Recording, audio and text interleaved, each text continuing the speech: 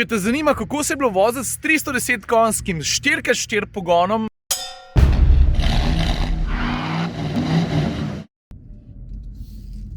pravi, da ne smem parkirati, tukaj ni prometa, tukaj ni benga, jaz sem kar počez dal. Evo ga, Cupra Formentor. Zdaj pa tako, če te zanima, kako se je bilo voziti s 310 konjskim 4x4 pogonom, prosim lepo pojdi pogledati vlog 834. Zdaj pa, ker smo že pri iskanju vlogov za nazaj. Le, jaz ne vem, kje ti v tem trenutku ta vlog gledaš. Če si na Facebooku, potem ti priporočam, marsikoga zanima, a si vozil kdaj Passata. Ja, sem ga. Ali pa, ne vem, Octavio, Cliota, karkoli. Sam YouTube upiš Komotar Clio, pa imaš vse na voljo, ali pa Komotar Renault. A veš, pa tako je, da vlog 834, kjer sem vozil 310 konjskega Formentorja, se mi zdi, da je zelo posrečno sestavljen, da je veliko akcije. Sem kar ponosen na njega. Dober vlog. Ok.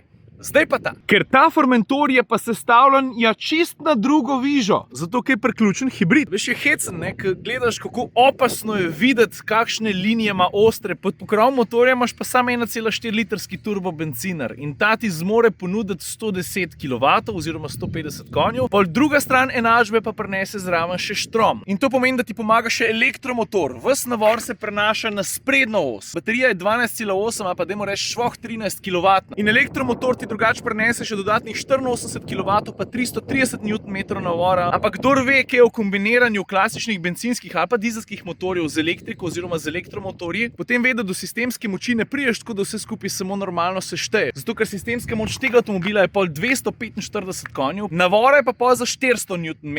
Zdaj pa, če so razdalje kratke, če si varčen voznik, če se boš maksimalno ali pa kakor le lahko zanašal na elektriko, pol bo poraba lahko tudi, ne vem, 2 litra na 100 km, ali pa 3, ali pa še manj. Zato, ker tista švoh 13 kW baterija ti omogoča Cupra prav dobrih 50 km do vsega. Realnost je, tako kot običajno, malo drugačna, dajmo reči bolj okrog 40. Do 100 na uro pa priješ v 7 sekundah, v wing greš po 3 kolesih, mislim, vsaj tak feeling imaš. Zato, ker, a veš, je že reč, da takoj, ko ti voziš priključenega hibrida, da v električnih avtih sploh ne govorim, da to prenese neko dodatno maso in vsak kilogram, ki ga ti dodaš enemu vzorno urejenemu podvozju, se pol to mora nekje poznati. In tudi tale Formentor na to ni imun, ampak vsem pa poudarjam, glede na ravno kar omenjeno dodatno maso, se pele odlično. A veš, so se inženirji fejst potrudili, da so podvozje vzmetenjem in grede spredi MacPherson, zadnji Multilink, da so ga twiknili, da so ga prilagodili glede na dodatno obremenitev. Ampak tako kot z vsakim športnim avtom, za kar jaz Formentorja smatram, da je treba paziti, kako ti navor dostaviš v tem primeru samo na sprednja kolesa, ker imaš lahko ogromnega tork stira,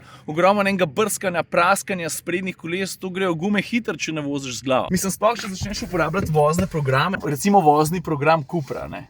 Kaj se mi non-stop dogaja? Da hočem avto zalaufati točno tukaj. Ja, vidiš, tukaj je stikalo za izklop varnostne elektronke, pri Cupri je pa vse skupaj malo drugačne, zato ker imaš engine start stop tukaj, pod desno volansko prečko. Tukaj imaš pa izbor voznih programov, vidiš. In pol, kad ti vklopiš ta Cupra način. A veš, kad drugače ta 1.4 bencinar, zvok je tako kot 1.4 bencinar, se ne moreš pričakovati čudežev.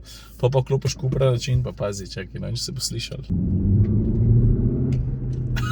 Čak, pa tudi pri višji hitrosti je ful izrazit, le za to. A ta zvok, to velja samo za kabino. Od zunaj ni. Meni se ta zvok ne zdi precej posrečen in cenim trud, ampak jaz sem ga kar izklopil. Je hecen tič ta avto, zato ker ti dve stvari sporoča, ne. S pogonskim sklopom ti sporoča, da zna biti varčen, da je tak, da je uvideven. Medtem ko z obliko, stari z obliko, pa to čist druga zgodba. Se mi zdi, da se že malo ponavljam, ampak vztrajam, da tale kombinacija bakar barve, oblike, predvsem pa v sodelovanju s carbon fiber, pa čak zadnji se še bolj švit, lej. Dej ne mi reči, da tale logo ni tak, da te kar ima, da bi ga malo pošlatil, da bi ga malo preveril, kakšen je, a? Poglej ta močna ramena, poglej feltne, pa na drugo stran, ka sonce na njih svet. To so tako oblikovane, da bi se človek mimogrede tudi porezal. Enako velja tudi za druge dele karoserije, tudi in sploh za sprednji del. Pa še en podatek, ki ni kar tako, ne. Sicer kufer v osnovi, če se ti misliš Formentorja, pa da ni priključen hibrid, razpolaga 450 litri. To ni malo prostora. V tem primeru je bilo treba baterijo nekam dati, tako da je številka 345. Predvsem pa, ko pride do kabine, pa ne govorim samo o videzu, govorim tudi o materialih, o sami kakovosti izdelave sem jaz z detajli in tudi nasplošno z občutkom kakovosti zelo zadovoljen. Mislim, cel avto znotraj dobro izgleda. Dobro je tudi narejen, se mi zdi. Drugače pa, ko pride do serijske opreme, je kar bogatija. Že po defaultu veliko stvari zraven dobiš, recimo digitalno instrumentno ploščo, ki je meni ena ljubših, zato ker je res fino pa ustrezno prilagodljiva. Način podajanja informacij se ful razlikuje, glede na to, kaj ti hočeš. V tem trenutku je to pogled, ki ga uporabljam, na sredini se izpisuje hitrost, tukaj G-sile, pa prešaltimo. Ta je recimo še najbolj športen, zato ker imaš v ospredju motorne vrtljaje, pa na desni strani pol G-force in tako naprej, pa se premaknemo naprej. Tole recimo je totalna klasika. Tale recimo je malo poseben, predvsem zato, ker moraš naraščanje hitrosti spremljati v desnem koncu, pa narašča od spodaj na vzgor. V tem primeru imaš na sredini ali pa v ospredju asistenčne sisteme. Pa nič ne bilo narobe, če bi tudi malo opremo pogledali, če že govorimo o tem, kako je avto zabezecan z vsem skupaj. Ta avto, torej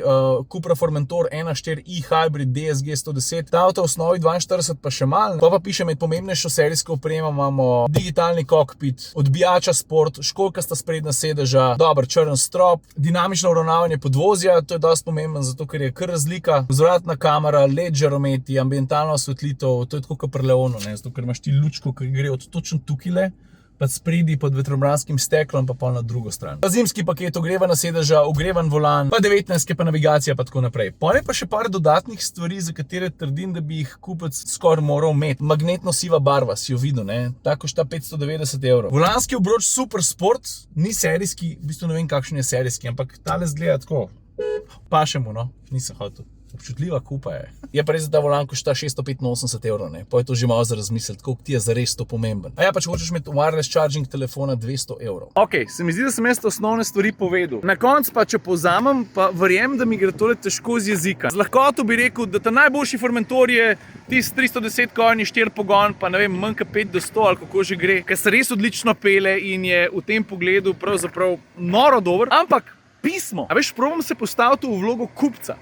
Ker si ti umisliš ta avto, kakšne so tvoje prioritete? Ali iščeš avto, s katerim boš dejansko pegl v vinke in iskal zavite ceste, ali pa drugi strani iščeš avto, za katerega si želiš, da bo zgledu bomba, da se bo dobro pelil, ampak da bo znal biti tudi, mislim, da ga boš doma lahko zagovarjal, Ker je čist drugače, če rečeš, ta avto bo kuril pa 4 litre, če se bomo malo vozili.